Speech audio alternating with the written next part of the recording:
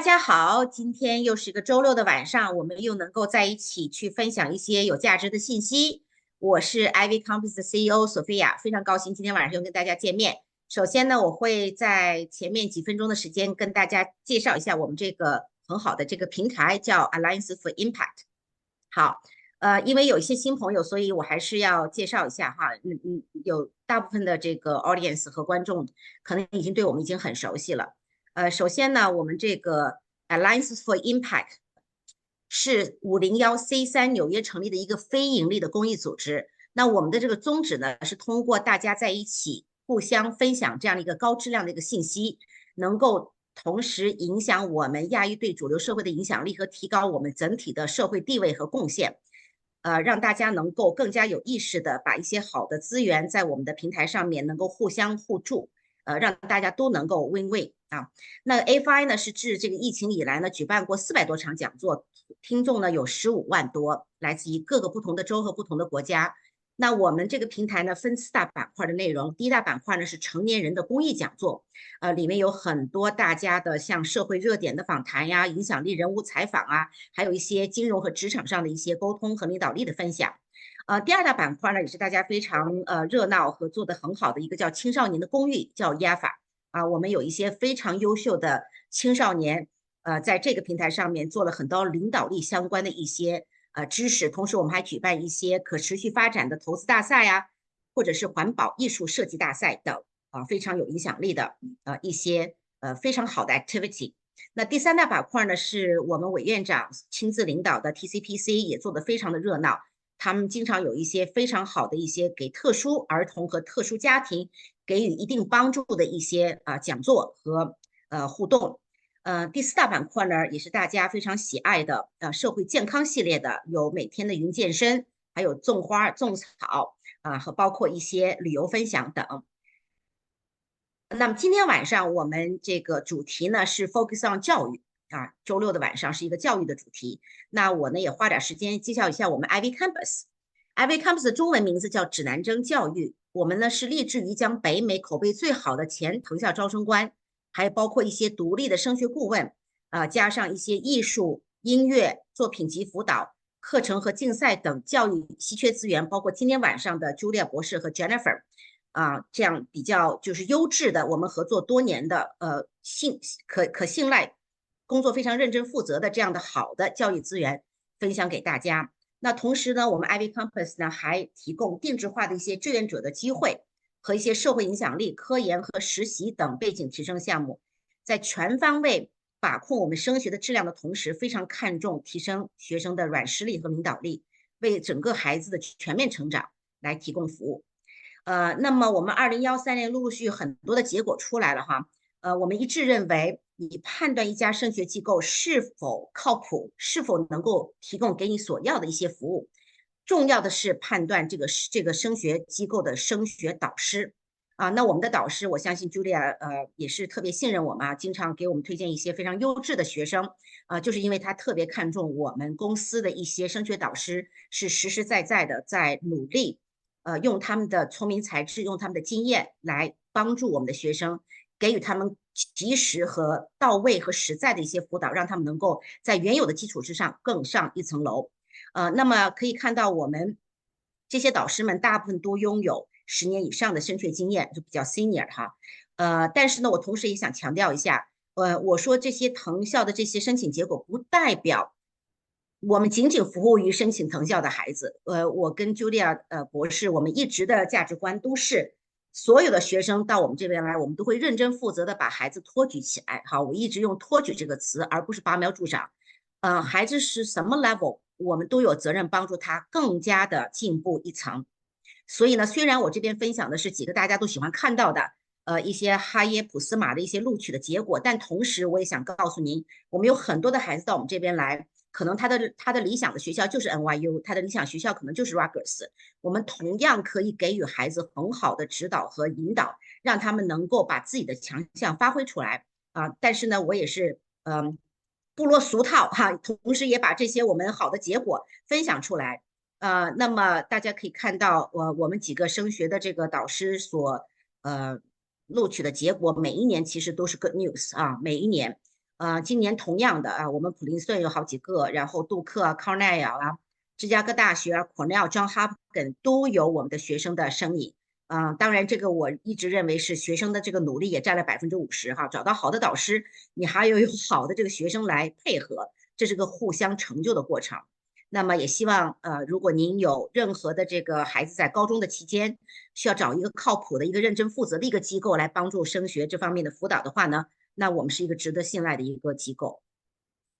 如果你有机会去我们的公司的网站呢，在最后一个 tab 有一个 webinar， 这个 webinar 呢里面有陆陆续续 hosted 非常多的以往几年每个月有不同的导师有写作的导师，有科研背景的导师，有这个升学的导师，不同的导师还有音乐辅导的导师，有这个film photographer。总之各种不一样的这个资源都会在这个平台上面供大家去聆听和重复复习欢迎您去关注。如果您很想接到我们每个月这样子比较有价值的、值得信赖的合作伙伴来给我们做一些信息分享，欢迎您关注我们的微信公众号，在这边的一个 left hand 的二维码。那右手边呢是您如果扫这个小助手呢，那我们的工作人员就会把你在会后今天的这个分享之后呢，会把你加到我们的微信的那个群升学群。这样的话呢，我们每一次在邀请到这些极棒的嘉宾的这个同时呢，您就可以得到这些信息在有空的情况下来跟我们一起分享这些价值。那么今天晚上呢是非常非常荣幸，我邀请到这个 Julia 博士还有 Jennifer。两位都是至少这个 Julia 是我的很多年的好朋友Jennifer 那个听到很多你的信息，那今天晚上也非常荣幸有你的这个 presence。那 Julia 博士呢，她是一个妥妥的学霸我说，所以她能培养出妥妥的学霸的儿女。她自己本身是 MIT 的博士后又在 NYU 读了博士，她同时还是我们上海复旦大学的高材生。那她在2014年呢创办了这个VSA 中心，他自己本身呢在Merck 应该工作了10年，作为 research drug development 同时他还做了10年的 special 这个 surgeon。他的这个创办这个学习中心的一个理念跟可能很多其他的学习中心稍微有点不太一样他是不要求多，但是要求好，专注再专注，就是把他的这个最好的他自己这个学霸的和科研的精神能够融入到每一个孩子的辅导过程当中。他是这么要求他自己，他也是这么要求他所有的老师，所以每个老师都是要入上他的法眼的话，一定是工作认真负责，同时一定是把你们家的孩子当做自己的这个作品一定要培养每一个优美的作品出来。所以把这个您的孩子放到一个这样的机构，放到这样的一个认真负责的一个科研精神的一个学习中心呢，应该是极其放心的。那么我这边也是同样，如果有特别好的朋友寻求这方面的资源的话，我第一个想到的就是 Julia 博士这边学习中心那今天晚上的主题呢是在 focus on black page to go key 那 Jennifer 呢我刚刚还没有提及在这个页上你可以看到她是耶鲁大学学这个 literature 的专业Julia 的儿子是在 UPenn 3年就把这个学期读完，自己现在在这个 bank 做 analysis 的同时还有自己的创业公司做 music。 那他现在已经开始被邀约去做这个电影的这个 film 作曲的这样的一个 contract， 所以2位孩子都极其的优秀那今天晚上是 focus on 那个一个呢是 celebrating 他最近这个今年又赢得了29个获奖者这个 Scholastics writing 呢是非常有力度的和非常 recognized 和 reputable 的一个 writing 的一个 words。 那么今天晚上呢，我们不但要 learning 和 celebrating 这些 winner， 同时我们要看看他们是怎么 crafting 这些 winning essay 的。我们同时也要分析一下这些学生他的这个 top essay what makes sense。 为什么我们 IvyCompass 会邀请导师来跟我们讲 writing 呢？是因为作为一个升学顾问的机构的 CEO，我们每一年在这个7月份、8月份都是一个 heavy time for senior 去 writing 他们的 personal statement。我们每一个导师都讲，不管这些孩子们最后申请到 Stanford 也好和耶鲁也好，我相信 Jennifer 你应该是非常这个清楚这个过程的就算您申请到了 Stanford，我们依然没有一个小孩子他的 essay 是不需要我们修改的，我们导师都是要平均10次到12次。所以就告诉您，一个学霸，你依然很有可能在这个写作 personal statement 或者 supplemental essay 的时候，需要导师来指导的原因是，第一，我们平常小孩子很难做一些 self reflection 这样的事情，他们不习惯于，家里也没有大人，特别是我们中国的这个华裔家庭，很少有家长 asking how do you feel， 我们不太尊重小孩子的 feeling， 我们也不太尊重小孩子的 opinion， 所以在这样教育环境的大环境下面，我们的小孩子通常都非常难知道 how to 写一个 personal 的这个 reflection 的这样的一个文书。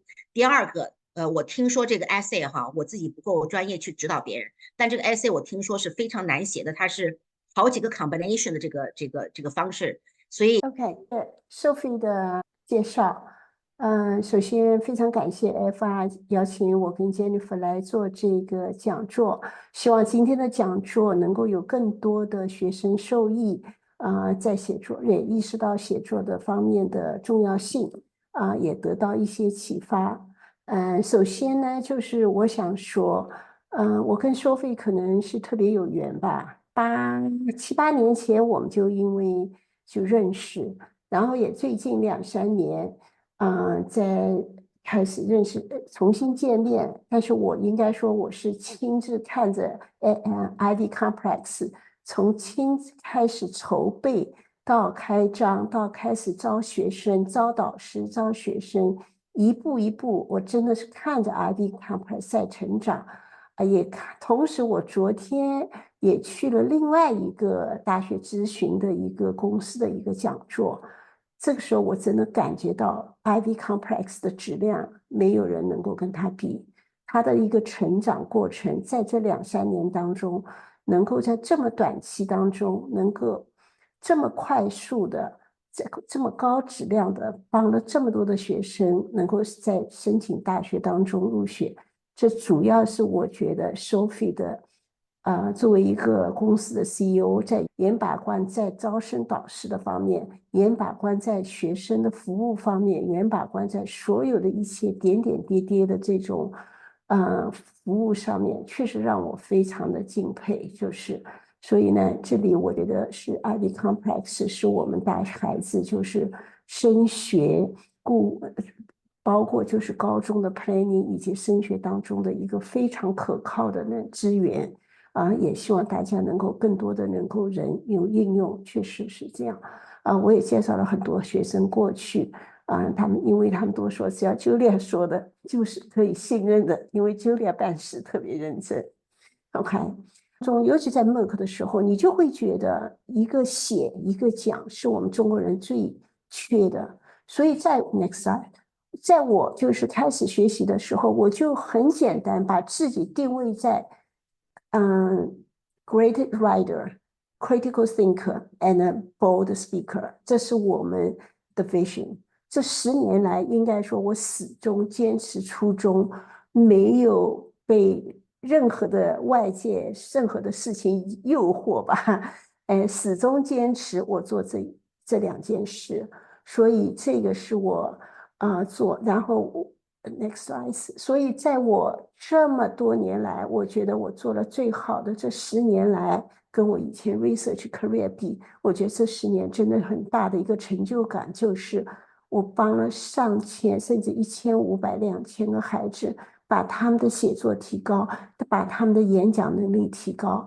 而这从前面我有一个5年冠的全国的写作竞赛的5年冠的支撑，到这疫情以后这4年，在 Scholastics 也是最有威望的全国101年的 history 当中，在短短的4年里面，我们拿到了55个 winner， 九级今年拿到29个，也就是整的来说，应该说 next， 说明就是我们的一些所有的自学的这些方案也好，老师的质量也好，教学的教程也好，确实在 right direction， 就是 behind the scene 吧，就是在背后的讲，表面上的讲，但是在讲的后面，我们是怎么样的花了我们的心血，怎么样在准备找了最好的老师，准备最好的教程，一步一步带着孩子把他们的写作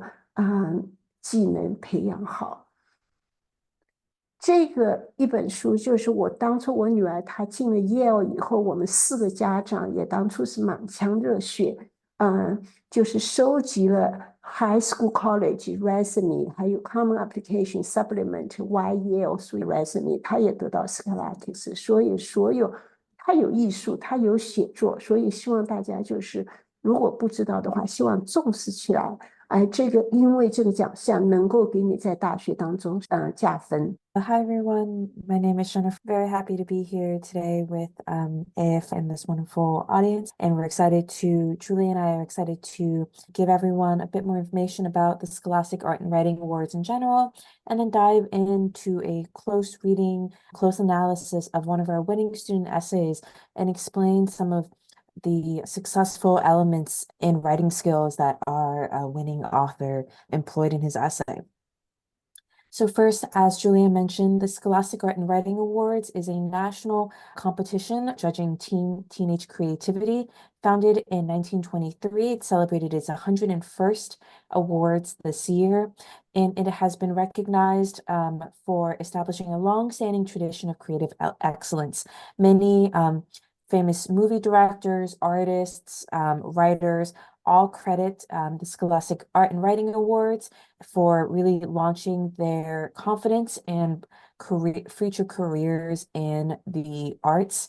Currently, there are 11 writing categories and 16 art categories that students can submit in. Students can submit unlimited submissions, so many of our students submit 3 to 5 pieces. Each submission is judged on its own merits, and so many students bring home several regional and national awards, which is wonderful.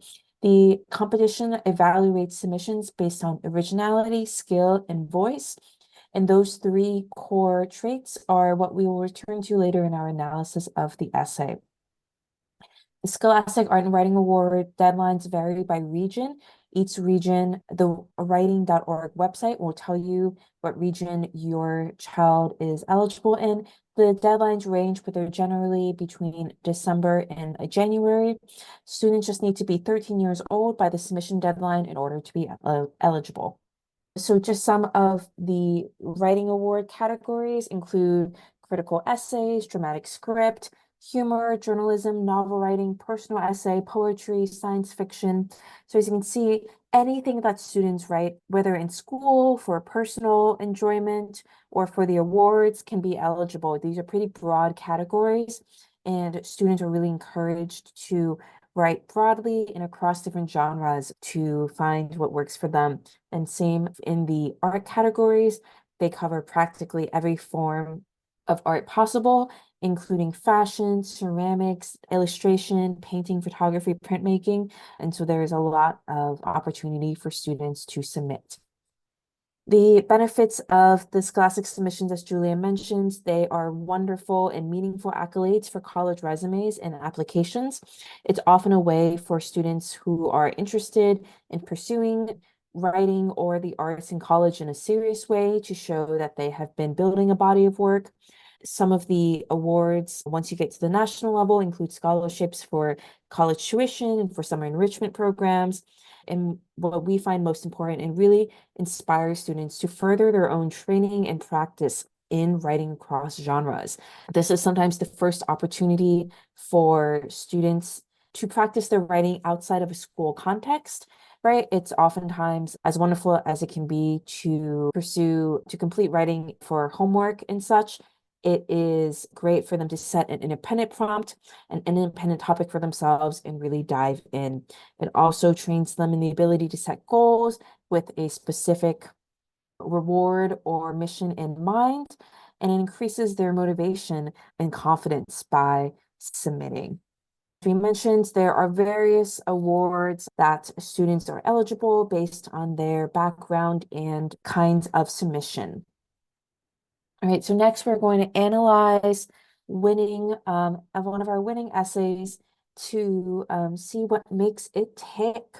So here we have one of our 2024 Silver Key winning essays in the humor genre by one of our students, Jeffrey, who is currently in 8th grade. We'll dive in paragraph by paragraph in just a second. It's titled Cooking Catastrophes, a Culinary Comedy of Errors.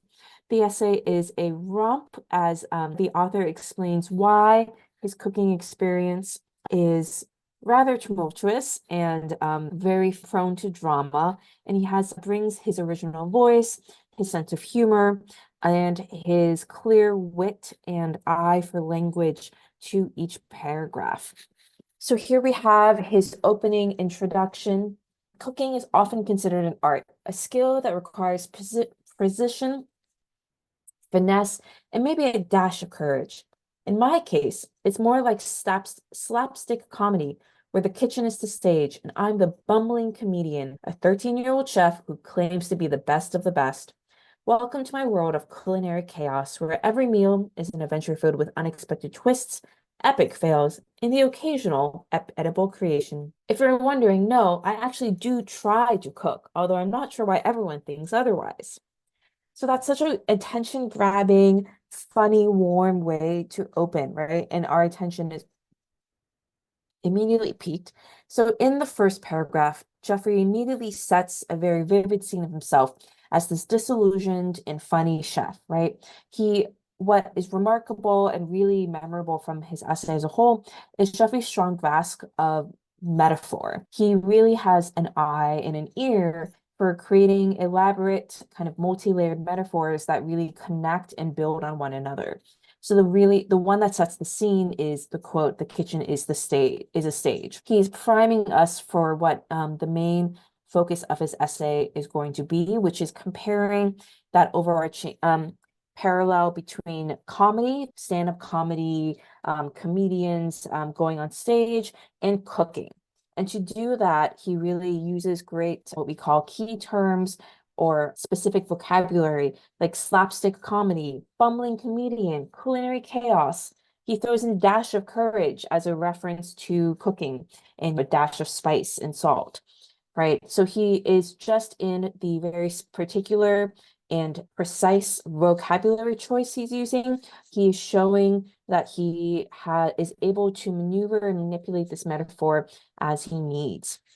On a separate note, just in this first paragraph, Jeffrey shows that he is able to use irony, contrast, and pivots as a source of his humor. So in the first line, cooking is considered an art, a skill that requires precision, finesse, and a dash of courage. That sounds like we're about to get into a serious, thoughtful, fancy essay about the art of cooking. And instead, then in the second paragraph, he immediately pivots us into the reality of being a 13-year-old chef, right? He brings us a bit more of a casual, informal tone. The word choice is different. And immediately, he's able to do the sleight of hand where you think you're going to get A, but actually you get B in the next sentence. Let's embark on this gastronomic roller coaster where even boiling water becomes a high-stakes game.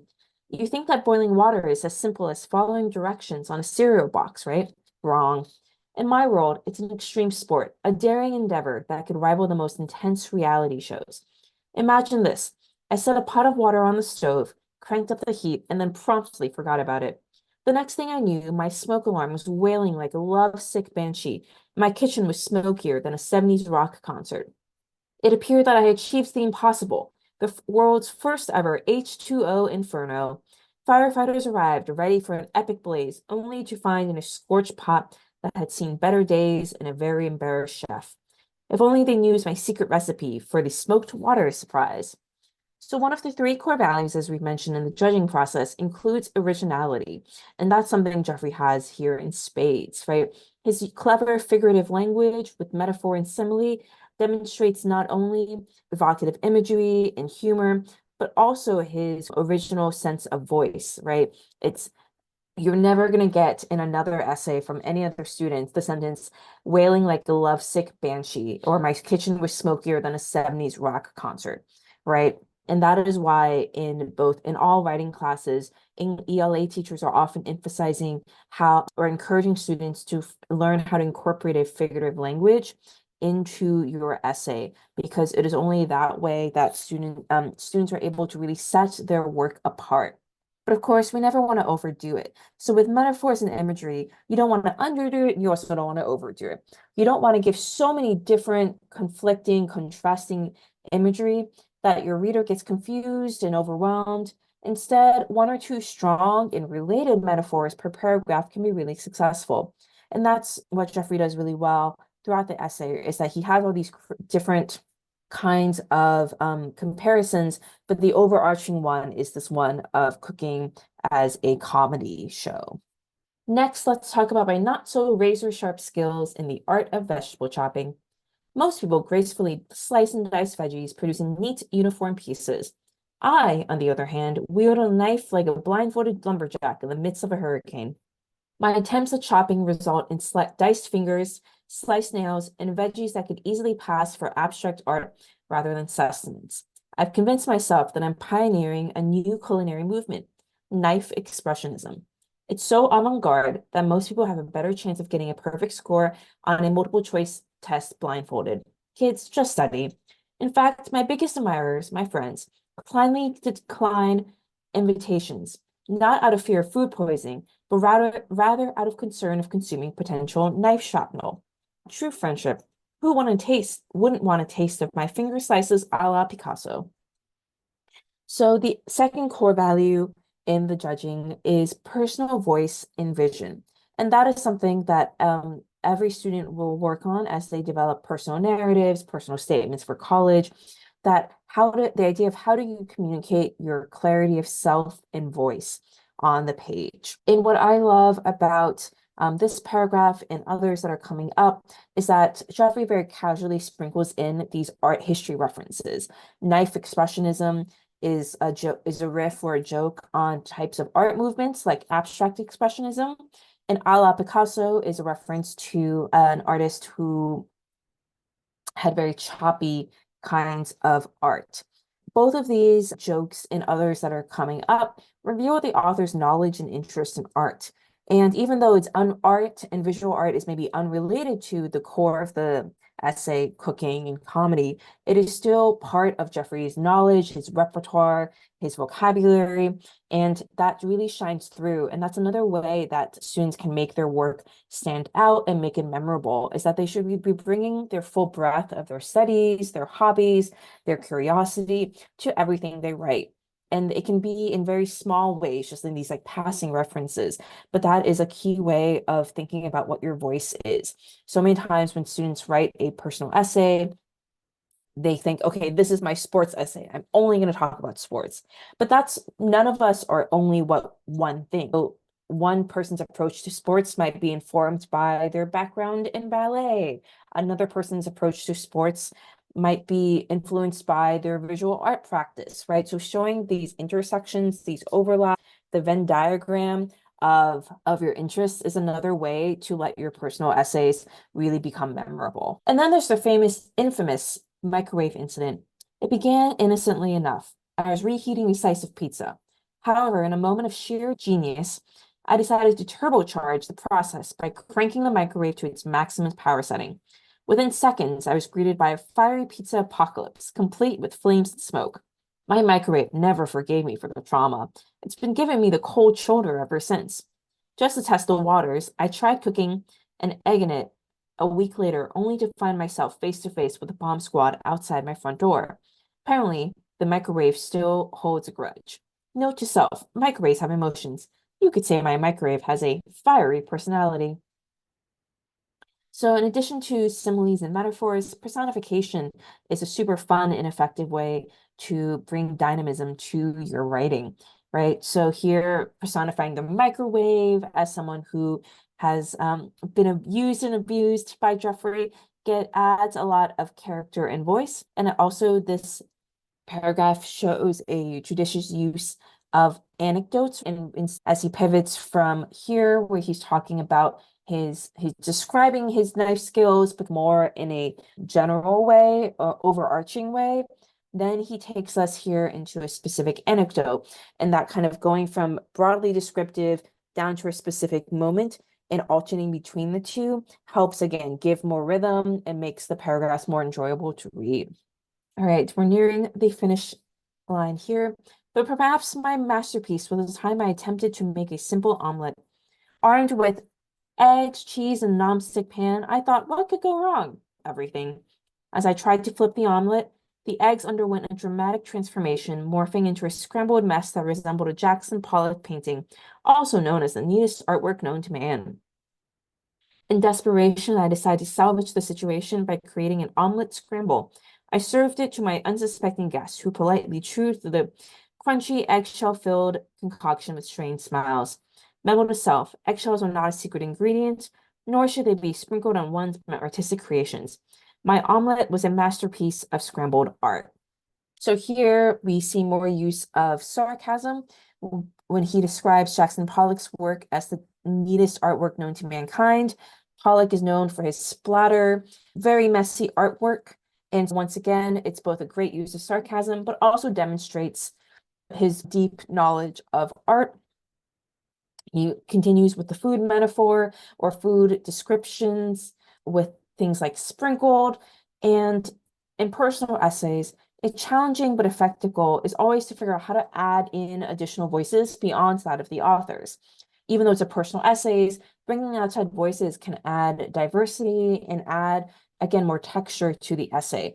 And so here, when he says, my unsuspecting guest who politely chewed, just that small moment, he's able to show, let us as the reader imagine what the experience of the poor, unwitting victims of Jeffrey's food is. Now, you might be curious about why I keep subjecting myself to these culinary catastrophes. The answer is simple. It's because I believe that laughter is the best seasoning. In the end, it's not about creating gourmet masterpieces. It's about embracing the chaos, learning from my mishaps, and enjoying a good chuckle along the way. Humor is my secret ingredient, and that makes anything taste better, and I can prove it. All right, I'm going to jump to the analysis just in the interest of time. So the last core criteria is the use of skill.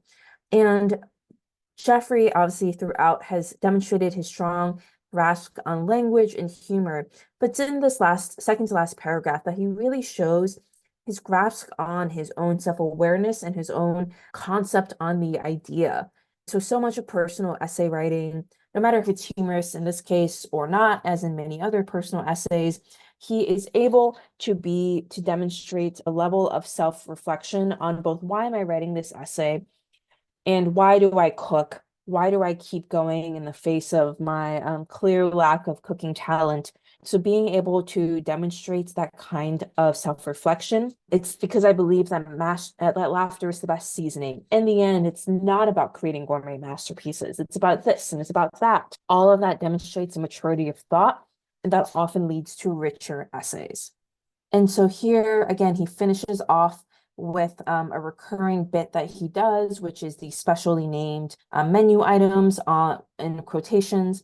And he ends with, once again, a last joke, but also has demonstrated how he takes all of this very thoughtfully and seriously, even as he's able to make light of it. All right, thank you for bearing with me. I flew through that essay, but we wanted to also discuss some general tips and advice we have to all students who are looking to draft scholastic essays or any kind of essays for writing competitions, right? And so when you are writing for school, for homework, you obviously need to be following the assignment. You want to be thinking about what the teacher is asking for and how do you meet it. When you're writing for the Scholastic Awards or for any other similar writing awards, oftentimes the assignment is much more broad, right? And so here you have a lot more autonomy to think about what do you want to write about.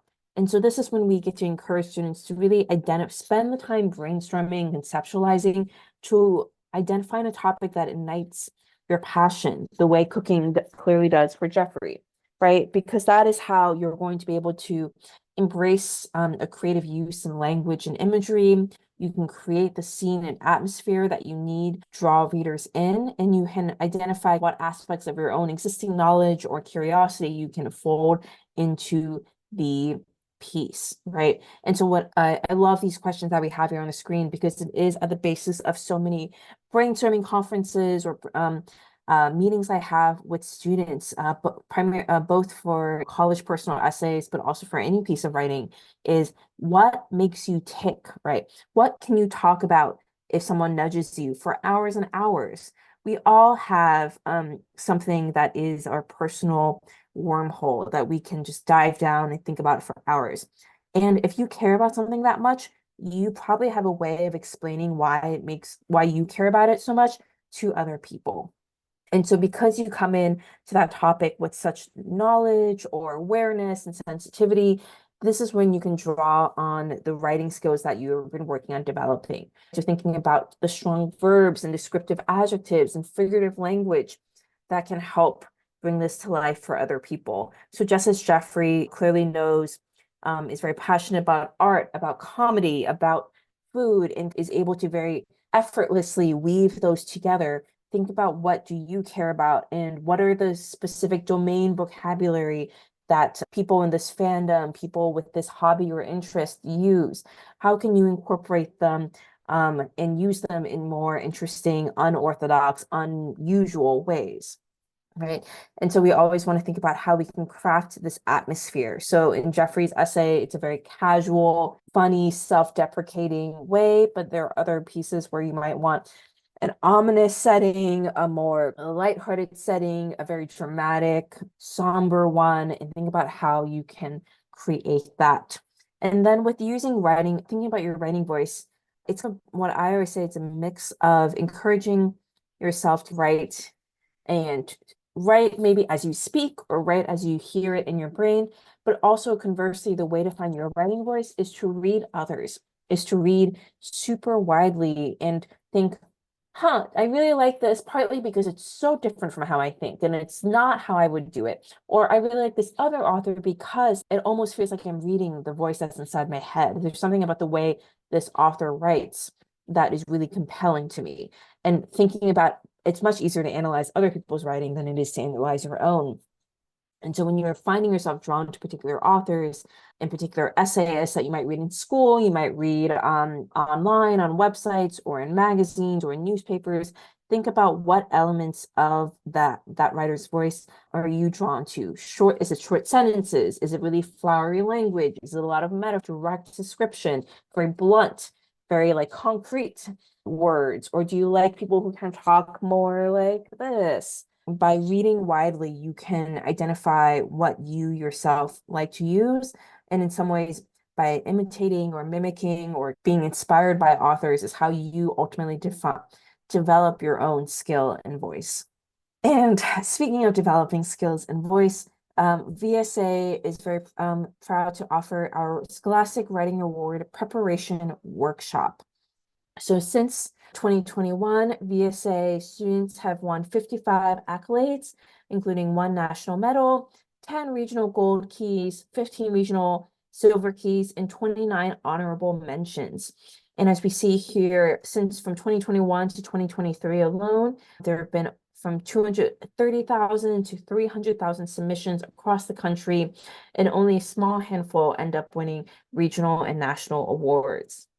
So in order to encourage and foster a love for writing and personal commitment to the craft, we have begun offering Scholastic Write workshops in which VSA students take a monthly workshop that are geared toward a specific writing skill, a specific genre, and really hone in on that particular skill and read widely across a variety of genres. After that workshop, students submit 1 essay within a week of the workshop, and then they go through 2 rounds of feedback and revision with VSA teachers. So we try to pair it both with a really intensive in-class lesson and workshopping, and then there's also, as a group, and then there is one-on-one feedback and revision sessions that help guide students into polishing and developing a final piece. These essays are obviously will be submitted to Scholastic by the students, but they can also be used for, depending on the topic, for other competitions and for applications, personal statements, all of anything that you might need writing samples for. All of our workshops are capped at 12 students per class, and we are happy to open up additional sessions as classes fill up. But but slots are limited and offered on a first come, first served basis. So some of the Scholastic workshop topics are here on the screen. As you can see, instead of typical writing class is more focused on what are the features and elements of an opinion essay or a literary analysis.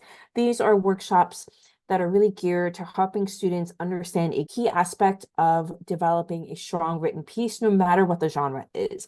So many of these skills, such as conflict development and plot structure, balancing showing and telling, sensory language for vivid description, these are all essential skills that students need to really develop a rich piece of text, whether that's in science fiction, humor, personal essay, journalism, short story, flash fiction. All of these skills can be applied, and each workshop uses a variety of examples in different genres so that students can come in. We have students in every workshop. Some students love science fiction. Some have only done journalism. Some are great critical essay or personal essay writers. Some like to switch between genres all the time. These workshops are designed so that every student can, with a piece in mind, with a genre in mind, can work to hone their skills in that genre. A lot of these are also geared and really helpful for students who are looking to get practice in personal essay writing, whether that's for private school applications, college applications, internship apps, and such, especially skills like balancing showing and telling, reflection and self-awareness to show growth, sensory language. These are really neat, as I discussed with Jeffrey's essay. You really need to be able to demonstrate that level of critical self-reflection, self-awareness in order to bring that kind of maturity of voice to writing, right? So I always say that good writing is good thinking. And you really see that with personal essays of which students and which writers have done the work to be very self-critical. So these are monthly or bi-monthly workshops. You can sign up, if students sign up for a minimum of 4, but can sign up to 9 workshops. Each workshop is a different topic. And you can see for most of the workshops, we offer 2 different dates. So you can choose whichever date works for you for workshops 3 through 9. And if you sign up by April 20th, we are currently offering 10% off the Scholastic tuition. We'll have this information again near the end.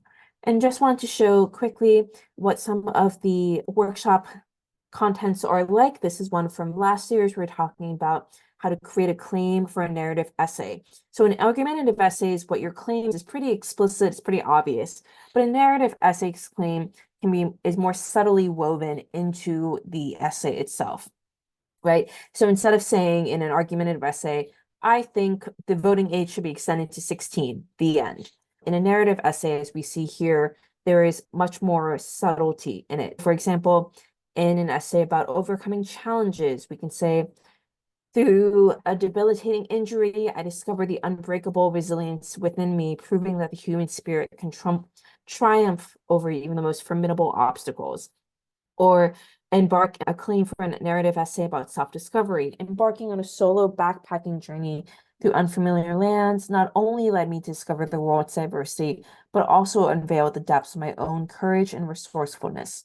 As you see with the sample claims, there's just a lot more different ways to approach it, a lot more creative ways to approach it. Jeffrey says his claim in a very Jeffrey voice with a lot of metaphors and funny language. So here in each of these, the claim is encapsulating the core message, and then it primes us to expect the kind of the more direct, concrete experiences, stories, emotional development that supports these claims. And so we have here a few different ways to build the claim, whether that's identifying the theme, crafting a central idea, weaving it into the narrative, thinking about conflict and resolution, or reflecting and connecting. And in each of the classes, students read past winning Scholastic essays, again, in a variety of genres, and are really thinking and analyzing as fellow writers, like, how does the author begin the narrative? What memorable details stand out? What organizational structure is used, right? So just as I was saying, reading widely is an effective way to build that writing voice. Reading other successful student work is also a wonderful way for students to figure out what works for them. Right, here we have the workshop information one more time. Julia, would you like to talk a little bit more first about vocabulary and how important that is in students' writing development? 谢谢Jennifer 解释所有的 Scholastics 的那个文书，所以我觉得刚刚 Jennifer 讲的那一部分特别适合就是孩子高中生自己来听，所以我希望家长能够转达你们的孩子，因为这个就是让他们来知道就是整个一个文书应该怎么样的去表达，能够更让读者读到一低多了。但从因为我们在上课的时候，因为我们的写作课只有2个小时，再加上1个小时是辅导写作，所以即使3个小时也没有把词汇的那一部分伸进去。词汇课我们是单独开，所以呢，很多孩子没有机会来接触我们的词汇，而现在公立学校呢，词汇并没有单独的再开一门课，所以孩子在词汇方面就特别的缺乏。如果你看到州立学校州考的时候，很多的语言的功底确实是需要词汇，所以我仔细分析了一下 OK， 我仔细分析了整个一个词汇的那个公立学校那个州立考试，它会测试它的整个一个语言的程度，它每一个是分了它语言的功底，它回答问题的方法，以及它给的细节，它 identify the central message and describe characters OK， 然后在它的 reading 的时候也会分析它回答多少，事实上它会有10个 level， 整个一个打分非常的细，而在全国这个表现看出来你的达到的成绩的时候，如果是新州的话，那就是5个程度，而你看到是很少的一部分在最高的程度 OK。那当我就是2年前加入了这个词汇的 program， 以及在暑假的时候因为我觉得暑假开学的时候孩子没有时间，那我就把词汇跟阅读又特别加在暑假的时候，我看到我们的孩子成绩在周考的时候确实是进步了很多。就是说你看他们，这是我 VSA 的学生，他们的写作也好，阅读也好， ELA 的成绩也好，基本上都是很多的学生在最高的程度，包括纽约的学生Ohio 的学生 Maryland 的学生在我们这边学的，因为他们在通过长期的学习把他们的功底打得特别的好。我觉得我们任何的一个学科所有的这种能力是一个长期的一个综合的表现。然后还有一个就是在孩子也要训练他们 test taking 的 skill， 因为就是时间的 management 是非常的重要。第二个也就是在考试的那种紧张状态下，他们怎么能够在这个时候做得更准确更快，然后能够同时有时间来检测自己的做得对还不对，所以在时间的分布是非常的重要。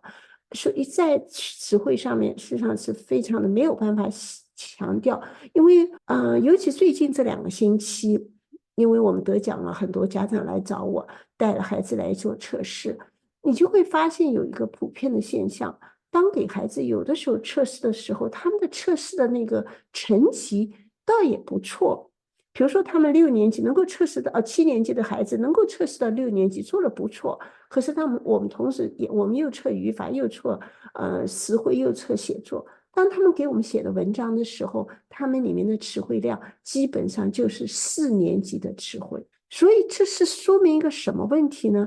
说明就是说他们认识这些字，但是他们并没有印到他们的脑子里面去，而作为一个常用的词，在他们写文章的时候，这些偶尔见的一些词他们就不会蹦出来在他们的文章上出现。然后单单学 spelling 也真的是非常的 dry， 也很 boring， 孩子就觉得非常的枯燥。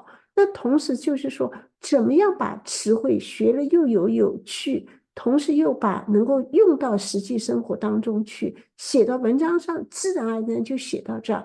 一个就是一个教法的问题，另外也就是更多的练习。当我们设计 vocabulary 的课程的时候，我们也做了事实上很多的研究，我们也买了很多套书，我这人是特会买书的人，买了各种各样的书，研究了说我们如果用这一套孩子怎么学，我们用那套是怎么学。但最后我们经过几个老师跟我跟 Jennifer 的讨论下来，觉得我们还是要从词根就是 root 来说，因为你这样你学了这个词根以后，你学一个，我老是说抓一串。OK， 因为你知道这个词根以后，比如说是 hydrate 是跟水有关 ，OK， 那 marine 也是跟海水有关。当你看到 hydrate 的时候，你自然会知道什么东西跟水。你 dehydrate 那你就脱水了，那个 hydrate 那就是水龙头。所以就是说，你学了一个词根以后，你就可以带出一串的词。那同时你也要有这种方法来教孩子怎么样把它学好。那真的词汇学了以后呢，包括阅读理解啊，包括你以后的写作啊，就是这些东西都是相互相成，没缺一不可的这种感觉。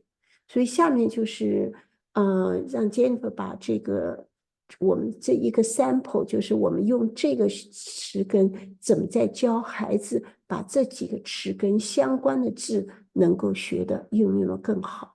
Great. All of our vocabulary is based around Greek and Latin roots, and each unit has themed groups. So here we have some roots that are related to carrying, throwing, owning. And so each week, students are learning vocabulary and with a variety of elements. So we have the parts of speech, the definition, a related image, a sample sentence, and only through that are students really getting kind of some ways to lock in how the word works. And then they're really applying it in a variety of ways, from fill in the blanks in contextual sentences, in synonyms and antonyms, in analogies. So they're really applying and thinking about how the relationship between words are. We really want them to begin using it in every way possible so that when they are writing, they are thinking about it. And so here we see how some of the vocabulary was learned in this unit: gesture, portfolio, transmit, missive, can really be easily swapped in for simpler words. So it's really on a kind of by unit, we're really helping students elevate the level of their vocabulary and showing how simple it can be to advance their word choices. It's not some dramatic SAT word kind of project. It can be a pretty simple swap at times. And so the second half of our summer evening class is reading comprehension. We pair the two because vocabulary is so essential to successful reading comprehension skills. And obviously, reading comprehension is a huge part of the statewide test, including the NJSA, which all of our New Jersey students are taking. And more broadly, it is how students become good writers. We really students need these strategies to understand and unpack all kinds of writing, to be able to analyze what does the author mean, what is the language saying, what is the figurative language, and what are the connections, explicit and implicit, layered in the piece. And so just as with vocabulary, we equip students with a variety of concrete strategies in order to help them be able to determine word choice, point of view, central ideas, analyze and identify plot structures, be able to summarize and connect key ideas, and most importantly, cite the evidence that they need to support all of this. So here is a sample from one of our reading comprehension lessons. We see here we have a poem followed by multiple choice questions. And all of our classes are emphasizing how to identify key textual evidence. So here we have boxed where can you find the answer to the question in the first stanza? Here we've boxed the first stanza, and then we ultimately, by reading and unpacking, discover that the answer lies in the last stanza. Or here, we always encourage students to skim the question before they read the passage so that they know what kind of key details that they should be looking for. With this graphic organizer, they get practice with quickly identifying and labeling the relevant details, such as, for example, one question asking students what the best title for the passage, using information about the character supporting details and main idea. And once we break it down, we're able to find the answer that we need. Each question requires the students to use a text-dependent answer. So we're always encouraging them to go back to the passage to find the specific evidence, to not just say, oh, I think this, with no proof or no reflection. And another skill that we are always emphasizing with our students is close reading. And that is really integral to being able to digest a text. So what is close reading? Close reading is reading a text multiple times. It's being able to identify the author's purpose. It's by creating meaning, by digging deep into each part of the text, right? It's really about analyzing and interpreting the text, and helps readers to, of course, answer text-based questions as on statewide tests. It helps readers to make claims and statements about a test, and it helps them gather evidence. So in the multiple rounds of reading, you're reading for different information, right? So the first read is just, what does it say, right? What are the key points the author is making? What is the topic? What is the main message? And then the second reading, it's about thinking about the text on a text level. What's the structure? What text features are we using? What's the point of view? Who's speaking? What's the dialogue like? What are context clues? If there's vocabulary that I don't know, can I use context to help me understand what it means? And then in the third reading, we're starting to draw those connections. We're bringing together, if there's accompanying illustrations or images, we're bringing those in. We might be comparing and contrasting with similar stories or myths that we know. We are thinking about, what do we know from other stories that we've read or other lessons, and bringing in that outside knowledge to make the conclusions and inferences. And here's another way of approaching a short story. We're thinking first we're reading to unlock the key ideas and details. And then on the second read, we're thinking about the craft and the structure. How did the author write this piece? If I were a fellow writer, how would I break it down? And then that last bit about integrating that knowledge and ideas. And that's when you get to the conclusions you want to get to about theme and the message and the really deep metaphorical ideas, right? In the sample text short story, Peter and Rosa, the students were thinking about, what is the main conflict of the story? Are there a secondary conflict? Is the conflict resolved? And how can we use close reading to figure that out? So I won't go through the actual text here, but you can see how the layers of reading. So thinking about first, what do we need in order to understand what the story is about? So here we have a advanced vocabulary word, figurehead. So you might need to look that up in order to just make sure you're understanding practically what the story is saying. And then with the yellow highlights and the yellow explanation, we're thinking about kind of the more word choice, the fine-tuned language that the author is using, and what conclusions can we draw from there? And then that fifth box should be blue, but we're thinking about that last bit of the blue highlighted text is how we're drawing both what the story, the plot of the story, and what we believe the theme of the story should be together.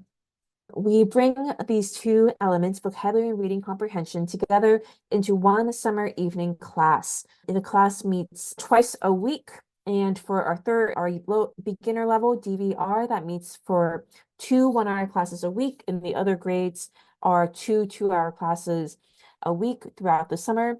You can we offer 4 two-week sessions, so you can choose which weeks work best for you. We offer both virtual and in-person classes. The virtual classes meets Tuesdays and Thursdays, either 6:30 to 7:30 or 6:30 to 8:30. And then our in-person classes are at our Morris Plains location, and same session dates, same for 2-week sessions.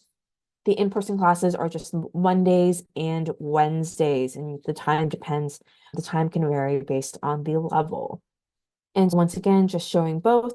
For more information, you can scan the QR code or visit our website, which has all the information you need about the class curriculum, the schedule, and tuition. And right now, if you sign up by April 30th, you receive 5% off the class. All right. And so enrollment is now open for all of our summer classes, both for the Scholastic workshop and for the vocabulary and reading comprehension summer evening class. You can sign up for both on the links on the screen.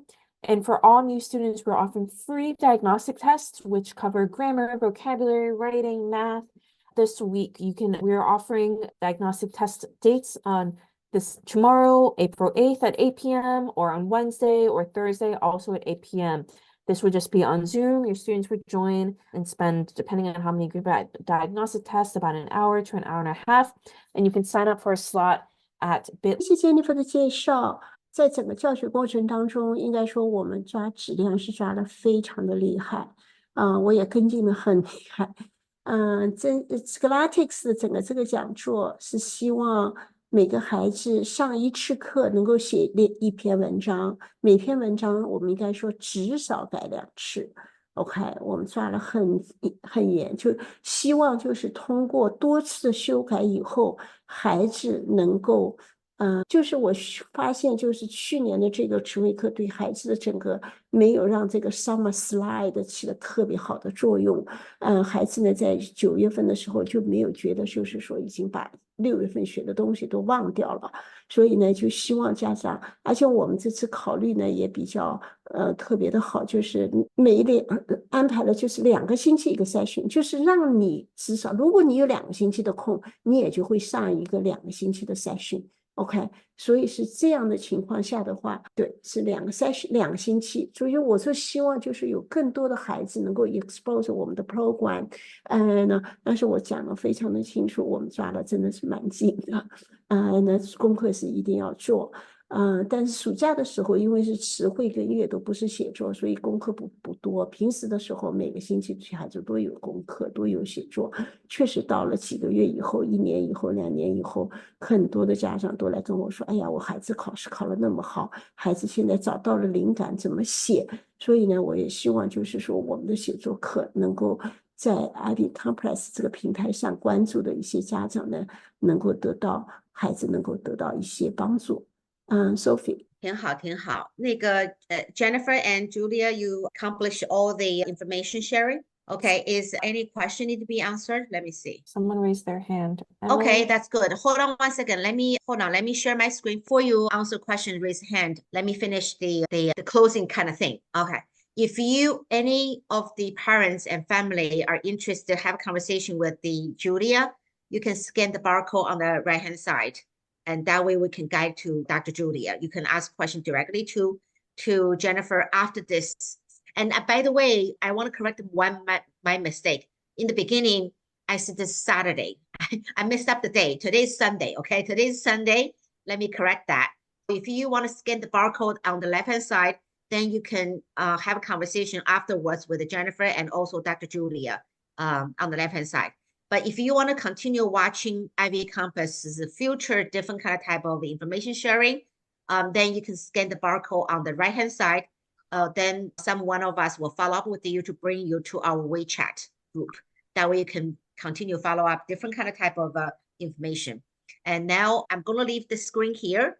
And anybody, if you want to ask questions, you can raise your hand, and then I will open up a mic and let you talk to Dr. Julia and also Jennifer. So Emily, I think, has raised her hand, Sophia. Okay. Got it. Okay, allowed to talk. Okay, go ahead. You can unmute yourself to ask question, Emily. Yes, I unmuted myself. Thank you very much. This is very informative. So my question is regarding the Scholastic workshop. Since there are so many workshops, I'm just wondering how each course of 2 hours will be taught, in what way, maybe some ideas, and also do they have a different genre, or is it focus, or they're pretty much similar? Yeah, that's my question. Thank you. Thank you. Julia, do you want to answer first, and then I'll fill in? Could you share the slides, please? The one topics. Pardon? Okay, one sec. Jennifer, could you, Jennifer? Sophia, can I share instead? All right, then let me stop and you go ahead first. 我可以用中文讲，我们这个 Scholastics 今年已经是第2年半，我们总共有9次的安排，所以从5月份开始到11月份，7月、8月我们安排2次，因为估计是孩子更有时间吧，所以我们7月、8月是安排了2次。这基本上就是这9个 topic 里面，基本上就是第一个星期是第一个 topics， 所以我们设计的时候就没有根据 genre 了，因为它有11个 genre， 而孩子有的时候擅长于写这个 genre， versus 那个 genre。所以在我们讨论第一个 topic， 我们是 skill driven 的 workshop， 不是 genre driven 的。在谈到这个 skill 以后，这个孩子可以写任何的 genre， 他 feel comfortable。 During the workshop, at some point, 有半个小时，老师跟每一个孩子做one-on-one conference，所以这时候孩子会说我要做这种 genre， 老师就会跟这个每一个孩子每一个学生讨论怎么把他们特别的 genre 怎么 approach， 所以老师的 example also 会包括各种各样的 genre， 就让每一个学生discover 他们 discover 他们的 option，discover the example 这种东西。OK， 那就是说这些我看了一下，也都是相对独立的，其实没有特别大的连续性，所以哪怕是 different 的 individual it doesn't matter， right？ 因为我们现在考虑到就是我们设计的这些东西，事实上都根据因为高中的孩子他们都 have you busy schedule， 然后呢尤其5月6月又有 AP 考试又有 final 考试，然后7月8月有的会到这个 summer camp， 又会到那个 summer camp， 开学以后有的12年级的孩子又开始写大学申请，所以我们就是说 create 了一个 independent topic， 同时 relatively very flexible schedule。OK， 然后我们基本上就是1个月1次，比如说1次以后不单单是这2个小时的上课，这2个小时里面我们基本上 allocate 了1个半小时，老师有讲解有 slides 有这个 technique， 还有半个小时老师会跟孩子也就每个孩子几分钟在 break room 里面有一个 brainstorm， 你觉得今天这样讲了以后，你觉得你想要写什么 idea， 我们2个能不能做一点 brainstorm，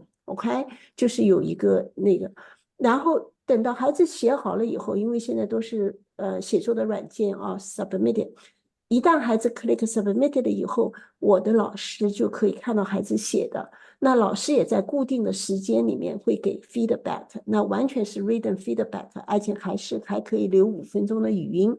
一旦老师讲了5分钟的话，事实上是那个 feedback 很多很多，那孩子就应该根据老师的 feedback 来一步一步的 address concern， 把这文章写好，然后我们的老师就再给 feedback 以后，老师孩子再改。年龄段是今年12月份要到13岁生日的孩子。那就是比如说在这个 workshop 里头写完了这些东西，觉得满意了，实际上就可以随时提交给这个 Scholastics。基本上是9月份开始，那个网站可能开，但是我们基本上也是鼓励孩子，他是12月初。全国根据你的 zip code 有不同的时间，但是我们到10月份、11月份才会看所有的文章，在总的在看什么，所以我们会鼓励孩子到11月份去交，就是这些文章我们会一再滚就 OK， 就是前边就是做好这个积累，到时候交的时候就比较的 ready 了。对 OK， Thank you。 我们很希望就是孩子能上1次课就是1篇文章，而这篇文章并不是说这2个小时写完，而是后面真的你会希望至少要花4个小时甚至8个小时10个小时滚啊。你看我有一个孩子今年不知道为什么就是康州那个 submission day 就特别晚2月份，结果这孩子就一直滚，最后他的这3篇文章全部得了奖。哇，所以我今年还有一个孩子，他送了4篇，得了4篇，2个金奖，2个银奖，而且还有一个也是2个孩子送了4篇，得了3个奖。所以我们就是说，主张孩子就是一再滚，就是书写的特别的好，就是对。Okay, thank you very much. 谢谢。So just to run through the questions, because I think they apply to everyone. Yes, students currently in 2nd grade or younger can sign up to take a diagnostic test. The younger students, it looks a little bit different, but all students can sign up for a diagnostic test.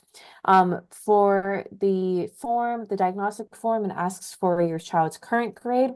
But when we talk about the grades in the classes, the summer vocabulary and reading comprehension, and the Scholastic, we're talking about if it says it's for 3rd grade, or 4th grade, that's the grade their student will be in the fall. The diagnostic, just to explain, is a Zoom meeting. So if you sign up for the Monday session on Monday at 8 p.m., beforehand, we will send you the Zoom link. You'll join.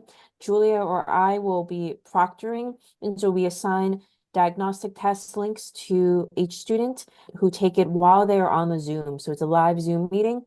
And if you want to do grammar, writing, vocabulary, and math for 3rd through 5th grade, you probably want to budget about an hour to an hour 20. For the older students, it can also take, if you want to do all 4, that would probably again be an hour and a half. If you don't want to do math, it should be about a little bit over an hour. And then there's other workshops designed for 6th graders and up. The Scholastic workshops, yes, are designed for those entering 7th grade in the fall. And how big is the class? All of our classes, no matter if it's the summer vocabulary class, vocabulary and reading comp, or Scholastic, or our school year classes, generally it's minimum 4 to 12 students with an average class size about 8.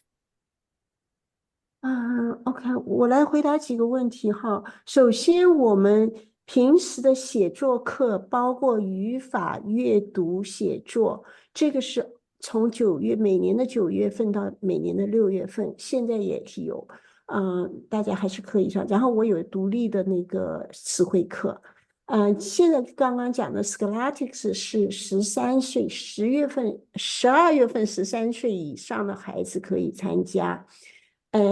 因为这个 Scholastics 它这一课它只是讲这个 skill， 所以呢我们并没有不做测试，就是基本上根据孩子上瘾的时间。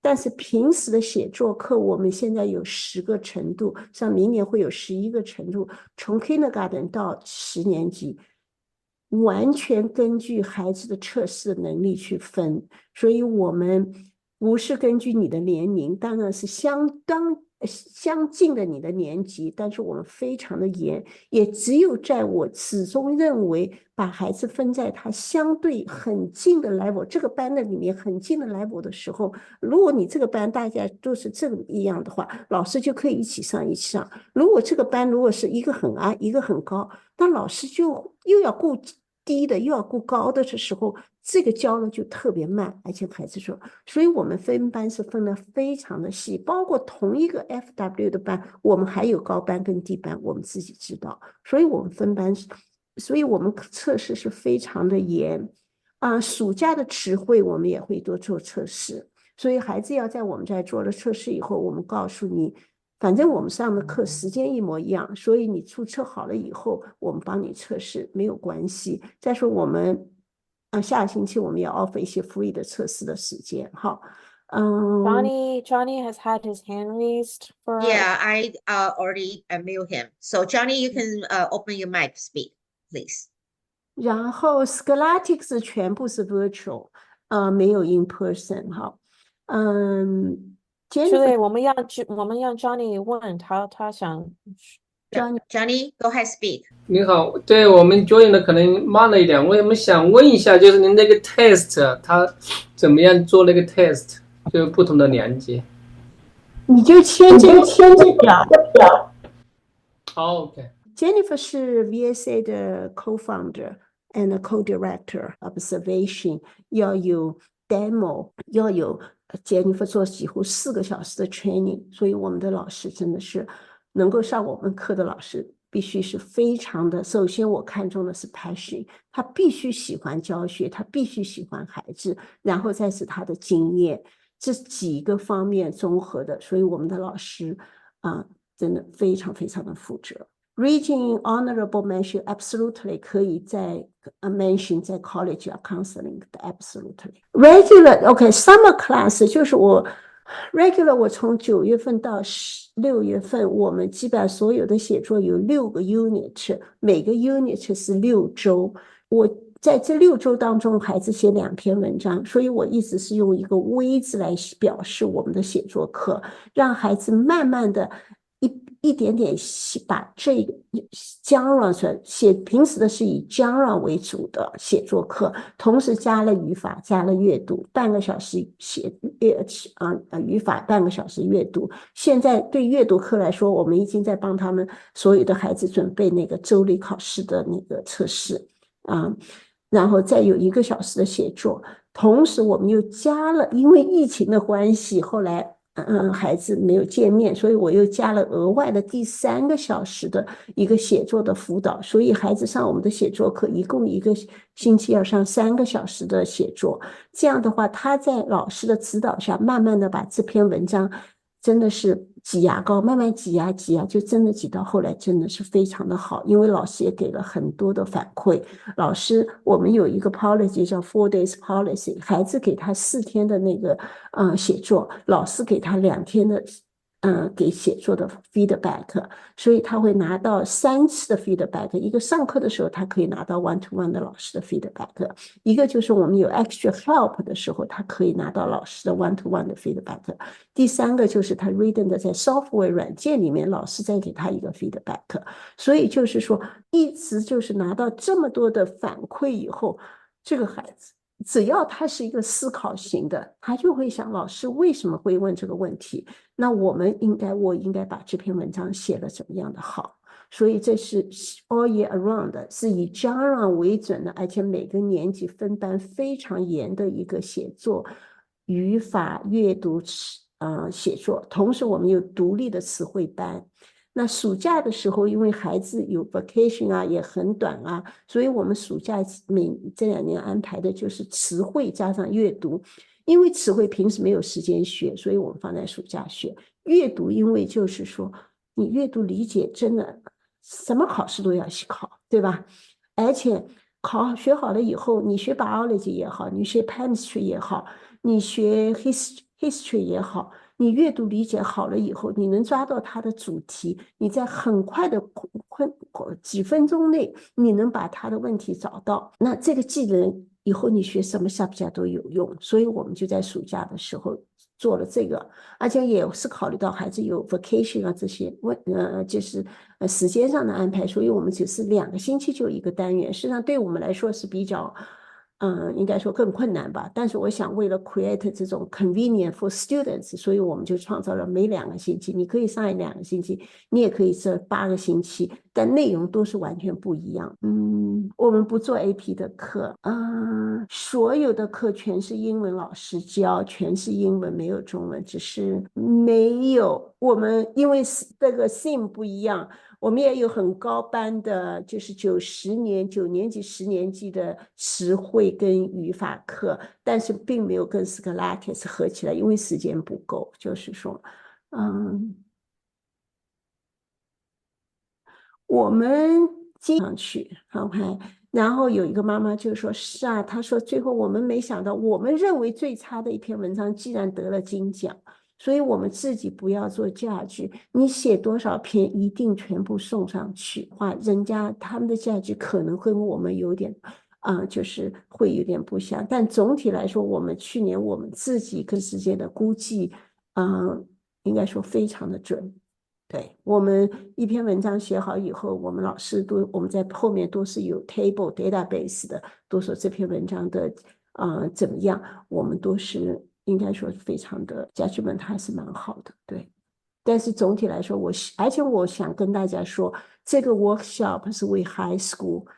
看我们有一个孩子，平时我觉得他不是太好，但是他这次拿到了 honorable， 对他就是一个很大的触动。所以不要觉得是说我孩子哎呀写作不好，但是我觉得这个是高中，只要是高中的孩子，我全部鼓励他们参加。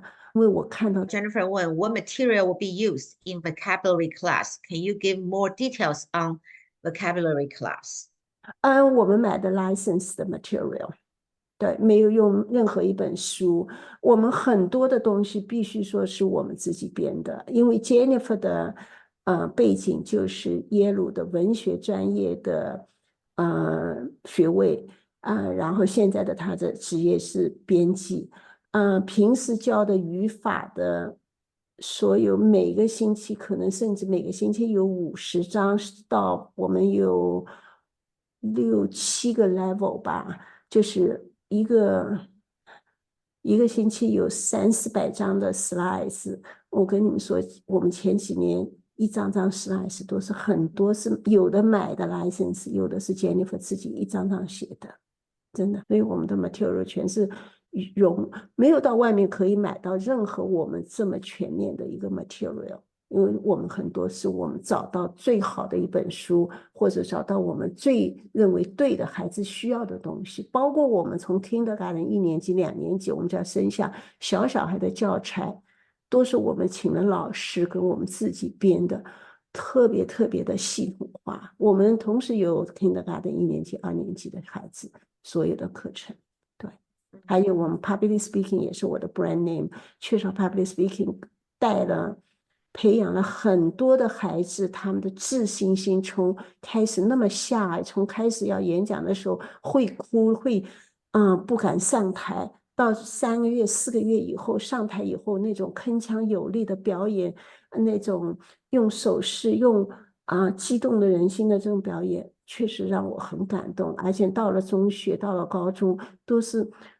这次到 Newark Academy 的家长8、9年级一进去1个月以后，马上给我 text message， 他说我太感谢你了，我的儿子被选上他们年级的 class president， 就是在你那里学了写作，在你那里学了演讲，他就有这个胆量来去参加这个 class president 的竞选，马上就做了。他说我真的感激你。然后还有一个孩子做 robotics。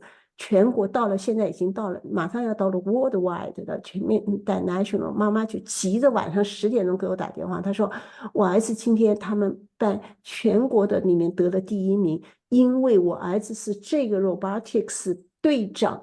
他说他们 robotics 弄好以后，每个人要给一个就是奖吧，像演讲一样的，我儿子讲的特别的生动，他就因为这个演讲，他们也做得很好，他们得了全1名。他说我特别的感动，就是马上要跟你告诉你。所以我就觉得对我来说，真的就是有的时候觉得特别的苦，也特别的累，但是一旦听到这种消息的时候，真的有的时候眼泪就哗哗的流，真的。包括这一次得奖3月29号，真的我哭了很久，就看到那么多孩子得了奖，也是我们大家那么多时间大家一起努力下来的结果。孩子也努力，老师也努力，我也努力，就是真的，我觉得真的要给孩子100个赞。就通过这个过程，你会觉得，尤其我们到10月份、11月份抓得很紧的时候，每个人都动起来的时候，特别的那种激情啊，就是说我一定要把它写好，我一定要把它写好。那个时候对孩子是一种非常大的一个激励，并不在于他能够 Great， OK， 就是能够加强的地方是什么？那我们有什么可以帮？同时我们的 SAT 的课也非常的 strong， 但是都是1对1的，因为我觉得在这个高中的阶段，孩子只有对他怎么样最省事。对我来说，我做的每一件事就是我要看效果。OK， 我一定要看到效果，所以我也一定我抓得很厉害，真的。对，我听说了，就是一旦学生到你这儿来，Julie老师每一堂课提前这个10分钟不让我们跟他联系的，他都是在打电话说怎么没来上课啊，又干嘛去了？每个家长都会打电话，每个学生都会打电话的。OK， 对，刚刚Jennifer发的是 diagnostic 的 link， 就是你们想做 diagnostic 就到那个表，就是 Google Form， 填一下名字，那我们就知道，我们会把Zoom ID 给你，然后我们就我有的时间现在是这个1礼拜3礼拜4晚上8点我都可以。他说 What's time zone 我是8点，但别的时间如果我们提供的不行，你跟我单独联系都没有关系。我只要在计算机上，我都不mind，就是给你安排，只要我在计算机上。对，好的，非常感谢，那挺好的，谢谢，感谢 Julia， 感谢 Jennifer， 今天晚上真的是勤付出哈，让大家知道，有这么好的内容，能够让孩子们能够学到真才实学。那么其实联系到因为今天晚上的 host 是 IvyCompass， 那么大家如果像 Julia 这样培养好的学生，在升学方面如果有需求的话，也欢迎大家来联系我们哈。那个刚刚我们的那个 slides 再放一遍哈。好，如果您要是感兴趣联系 Julia 的话 ，scan the barcode on the left hand side。如果想进入我们 IvyCompass 的这个升学群、资讯群，那我们有 continue 这样的不同的资源的这个分享，欢迎您这个加入我们的这个群体，大家可以共同的分享一些有价值的信息，让我们的这个华二代能够更加的出色，大家更加的成功啊！感谢叶玲在背后的技术支持，叶玲你辛苦了。也谢谢 Jennifer 和 Julia 花时间来跟我们分享你们的这个做的这么好的一个事业，教育孩子是一个不容易的事情哈，也不是一个一蹴而就的事情，但是你们一直坚持在前线啊，10年如一日，真的很不容易。也感谢现在还有39位家长跟着我们一起来探讨这个孩子教育的问题，欢迎你们持续关注我们 IvyCompass 的每一个星期和每一周的分享，感谢，谢谢大家，晚安。谢谢 Julia， 谢谢 Jennifer， 谢谢叶玲，大家晚安，大家拜拜，拜拜。